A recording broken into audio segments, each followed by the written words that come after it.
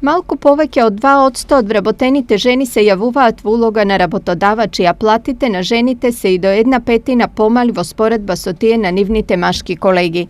Податоците од публикацијата "Мажите и жените во Република Македонија" на Државниот завод за статистика јасно покажува дека се уште има големи разлики во приходите и во статусот меѓу вработените мажи и жени, без оглед колку тешка и одговорна работа вршат, од текстилна работничка до директорка во банка. Според публикацијата, од вкупно 270.599 вработени жени, само 6.300 се работодавачи. Од бизнисот и предприемништвото жените ги делат предрасудите, но и недостигот на пари и информации. Она кое што можам да го кажам како удружение е дека ние во блиска иднина ќе имаме веќе не еден, туку 2 портали кои што ќе бидат насочени за споделување на информации.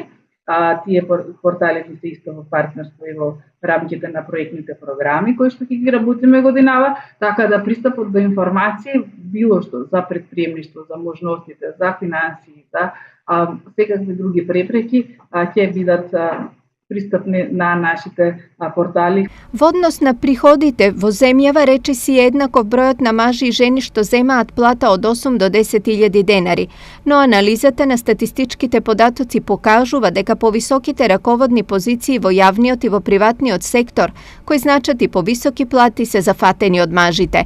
Така плата повисока од 30.000 денари заработувале 4.633 жени и 9.935 мажи, а плата од 40.000 денари и повеќе земале 6.069 мажи наспроти 1.899 жени.